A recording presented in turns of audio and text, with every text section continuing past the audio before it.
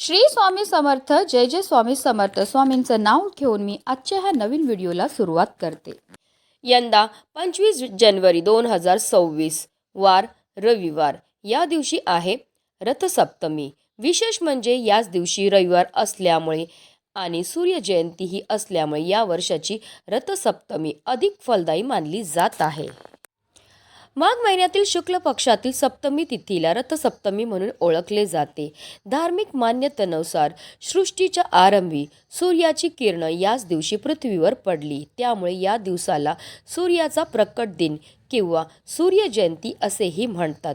मत्स्य पुराण, पद्मपुराण आणि भविष्य पुराणात रथसप्तमी व्रताचे मोठे महत्त्व सांगितले आहे. या दिवशी मनापासून सूर्याची पूजा केल्याने पापाचा नाश होतो आणि पुण्य प्राप्त होतं. रथसप्तमीला माघी सप्तमी, महती सप्तमी, सप्तसप्तमी, पुत्रसप्तमी अशा वेगवेगळ्या नावानेही ओळखली जाते. रथसप्तमीच्या दिवशी स्नानासाठी सकाळी 5:32 ते 7:12 काळ हा अत्यंत शुभ मानला जातो. या काळात स्नान केल्याने व्यक्ती सर्व प्रकारच्या आजारातून मुक्त होतो. म्हणूनच या दिवसाला आरोग्य सप्तमी असेही म्हटले जाते. तर सूर्यदेवांची पूजा आणि दान करण्यासाठी सकाळी 11:13 पासून दुपारी 12:33 पर्यंत शुभ मुहूर्त आहे. या काळात सूर्यदेवांची पूजा केल्याने दीर्घायुष्य, उत्तम आरोग्य आणि समृद्धी प्राप्त होते. पौराणिक कथेनुसार महर्षी कश्यप आणि देवमाता अदिती यांच्या पोटी सूर्यदेवांचा जन्म माघ शुक्ल सप्तमीला झाला. सूर्य हा भगवान विष्णूंचा एक रूप आहे आणि या दिवशी सूर्याने आपल्या 7 घोड्यांच्या रथामध्ये बसून जगाला प्रकाशित करण्यास सुरुवात केली. सूर्य उत्तर दिशेकडे मार्गक्रम करतो, ज्यामुळे वसंत ऋतूची सुरुवात होते आणि तापमान वाढतो. हा सण सूर्याप्रती कृतज्ञता व्यक्त करण्यासाठी आणि जीवनातील अंधकार दूर करण्यासाठी साजरा केला जातो. मकर संक्रांतीपासून सुरू झालेले हळदी कुंकू कार्यक्रमचा हा शेवटचा दिवस असतो. धार्मिकदृष्ट्या हा दिवस अतिशय महत्त्वाचा असल्यामुळे या दिवशी काही प्रभावी उपाय आणि सेवा देखील केल्या जातात. रथसप्तमीच्या दिवशी दूध उतू घालण्याला विशेष महत्त्व हे दिलं जातं. असं म्हटलं जातं, ज्या दिशेने दूध उतू जाईल त्या दिशेने आपली भरभरून अशी प्रगती होणार आहे. तर हे दूध उतू घालताना त्यामध्ये आपल्याला ही एक वस्तू टाकायची. ही वस्तू टाकल्यामुळे आपल्या घरामध्ये चहूबाजूने पैसा हा येऊ लागेल, ज्यामुळे आपल्या जीवनामध्ये असणारं मोठ्यात मोठ्या कर्जापासून आपल्याला मुक्तता मिळणार आहे. आपल्या कुटुंबाची, आपल्या मुलांची, आपल्या पतीची भरभरून अशी प्रगती होणार आहे. तर ती कोणती वस्तू टाकायची, कोणत्या वेळेत टाकायची, त्याबद्दल सविस्तर माहिती मी या व्हिडिओमध्ये देणार आहे. तो व्हिडिओ पूर्ण पहा. रथसप्तमीचा मुख्य उद्देश सूर्यदेवतेची उपासना करून आरोग्य, समृद्धी आणि पापमुक्ती मिळवावी. सूर्य हा जीवनाचा मूल स्तोत्र असून ग्रहांचा राजा आहे. या दिवशी पूजन केल्याने कुंडलीतील सूर्याशी संबंधित दोष दूर होतात, रोगमुक्ती मिळते आणि जीवनात पैसा, संपत्ती आणि संततीशी संबंधित समस्या दूर होतात. या दिवशी भाविक पवित्र नद्यांमध्ये स्नान करतात. भजन, कीर्तन आणि दान धर्माचे या दिवशी विशेष महत्त्व आहे. या दिवशी पिवळ्या रंगाचे वस्त्र परिधान करून सूर्यदेवांची पूजा केल्याने सकारात्मक ऊर्जा मिळते. कुंडलीतील सूर्यग्रह बलवान करण्यासाठी पिवळ्या किंवा लाल रंगाचे वस्त्र परिधान करावे.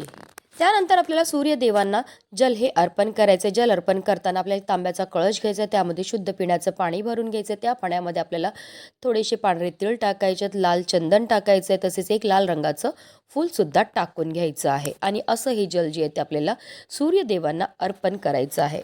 जल अर्पण करताना ओम सूर्यदेवाय नमः, ओम आदित्याय नमः या मंत्राचा आपल्याला जप हा करायचा आहे. त्यानंतर आपल्याला शुद्ध गाईच्या तुपाचा दिवा लावायचा आहे. कापूर, धूप आणि फुलांनी सूर्यदेवांची पूजा ही करून घ्यायची आहे. या दिवशी आपल्याला आदित्य हृदय स्तोत्राचे पठण करायचे किंवा सूर्यचालिसा वाचणं अत्यंत शुभ मानले जाते. अन्न शिजवण्यासाठी अग्नीची आवश्यकता असते. अग्नी हा ऊर्जेचा स्तोत्र आहे. सूर्याचा अंश अग्नीच्या रूपात आपल्या स्वयंपाकघरात असतो. रथसप्तमीच्या दिवशी सूर्याला दिला जाणारा नैवेद्य अत्यंत सात्विक असावा लागतो. चूल स्वच्छ करून तिचे पूजन केल्यामुळे स्वयंपाकघरातील वातावरण मंगलमय आणि शुद्ध होतं. आपल्या संस्कृतीत जल, वायू, अग्नी या पंचमहाभूतांना देव मानले आहे. अन्नाशिवाय जीवन अशक्य आहे आणि ते अन्न शिजवून देणाऱ्या साधनाची पूजा करणे म्हणजेच निसर्गाप्रती आदर व्यक्त होय. तर याकरता आपल्याला रथसप्तमीच्या आदल्या दिवशी संध्याकाळी गॅसच्या शेगडीची किंवा चुलीची व्यवस्थित स्वच्छताही करायची आहे. त्यावर हळद कुंकू व्हायचे, गंध व्हायचा आहे, फुले अर्पण करून अगरबत्ती ओवाळून घ्यायची आहे. काही ठिकाणी चुलीभोवती रांगोळी काढली जाते आणि तिला नमस्कार करून दुसऱ्या दिवशी नैवेद्यासाठी प्रार्थना केली जाते. रथसप्तमीच्या दिवशी दूध उतू घालण्याला सुद्धा विशेष महत्त्व हे दिलं जातं. असं म्हटलं जातं, ज्या दिशेने दूध उतू जातं त्या दिशेने आपली भरभरून प्रगतीही होत असते. विशेषतः उत्तर किंवा पूर्व दिशेने दूध उतू जाणं अतिशय शुभ मानलं जातं. आता जर तुम्ही गावा साईडला राहत असतील, तुमच्याकडे चूल असेल, तर चुलीमध्ये शेणाच्या गौरी घालून त्यावर मातीचं बोळकं हे ठेवलं जातं. त्यामध्ये दूध घातलं जातं आणि ते दूध जे आहे घातलं जातं. पण आता तुम्ही शहरामध्ये राहत असतील, तुमच्या इथे चूल नाही, मग काय तुम्हाला करायचं आहे, तर तुम्हाला गॅसवर एक तवा ठेवायचा आहे आणि त्यावर तुम्हाला थोड्याशा समिधा गौरी, छोट्या छोट्या ज्या शेणाच्या गौरी मिळतात त्या आपल्याला टाकायच्या आहेत. छोट्याशा वाळलेल्या काड्या टाकायच्या आहेत आणि थोडासा कापूर टाका, तो प्रज्वलित करा आणि त्यावर आपल्याला मातीचं बोळकं हे ठेवायचं आहे आणि त्यामध्ये दूध घालून आपल्याला ते दूध उतू घालायचं आहे. आता दूध हे अंगणात तुळशीसमोर उतू घालवले जाते. जर तसं शक्य नसेल तर तुम्ही तुमच्या घरामध्ये देवघरासमोर दूध उतू घालवू शकता. आता या मातीच्या बोळक्यामध्ये जे दूध आपण भरणार आहेत ते दूध जे आहे ते ताजंच असावं, म्हणजे अगोदर तापवलेलं नसावं.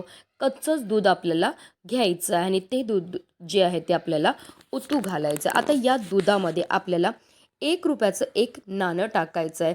तसेच थोडेसे त्याच्यामध्ये पांढरे तेल टाकायचे आहेत, थोडीशी साखर घालायची आहे आणि असं हे दूध जे आहे ते आपल्याला पूर्ण तापवून घ्यायचं आणि ते उतू घालायचं आहे. आता दूध उतू गेल्यानंतर आपल्याला हे भांडं तिकडनं उचलायचं आहे. ह्याचा जो नैवेद्य तो सूर्यदेवांना सुद्धा अर्पण करायचं आहे आणि त्यानंतर आपल्या घरातील प्रत्येक सदस्याला प्रसाद म्हणून द्यायचा आहे.